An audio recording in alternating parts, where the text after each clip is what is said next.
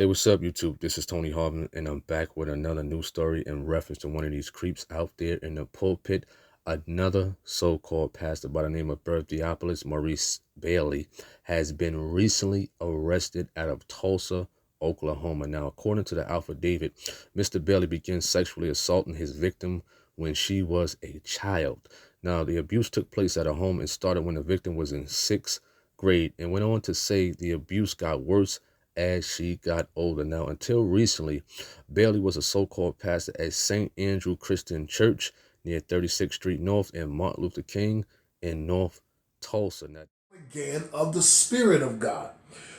So we place our trust in Jesus Christ, and then we find ourselves that we are born of God. We have been born again, born into the family of God. So now that all changed last week when a woman made the following post in part on Facebook naming him as her abuser. Now she wrote, and I'm not going to put the woman's Facebook up because, you know, the YouTube has like privacy guidelines on here. So here's what she said. As a victim of sexual and mental abuse at the hands of Pastor Bailey for over a decade, I feel compelled to warn others about his predatory behavior. Despite his status as a respected member of the community, it is essential to shed light on his actions to prevent further harm to unexpected individuals. Now, early this month, the victim and her mother went to the police about the alleged abuse. Now, the affidavit shows some of their text messages with Bailey, with him saying, "I am an adulterer. I am a child molester. I am a rapist." He mentioned that in the affidavit, in the text messages. Right? So the investigator said in another message, Bailey confessed to watching pornography involving incest.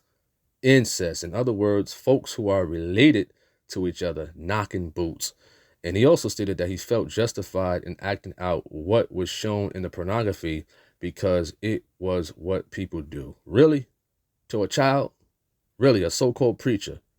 You sitting there, you watching pornography and whatnot with folks who are related knocking boots, and you felt compelled to do that to a child? Listen, I'm glad they caught this filthy, rotten, no good, nasty, dirtbag devil, and many more are to be caught, arrested, locked up, and hopefully put away for life. Now, in these days, you can't feel comfortable anymore leaving a child or your children alone with so-called pastors, coaches, teachers, family members, close friends, and so on. Now, I don't know what it is with these type of folks having a thing to touch on little kids and then watching or making videos on it. You know what I mean? Me personally, they all deserve life in prison. And you know them folks in prison, they do not like this type of stuff that individuals like him do, and they will handle folks like him accordingly. Of course, we don't condone violence at all, but, you know, he brought that on himself. Now, the Lord can forgive him, but many people won't, you know what I mean? Which is a burden that will be over him forever. Now, y'all let me know what y'all think in the comment section about this situation. Now, I'm Tony Harvin. I'm signing off. Thanks for tuning in. Peace.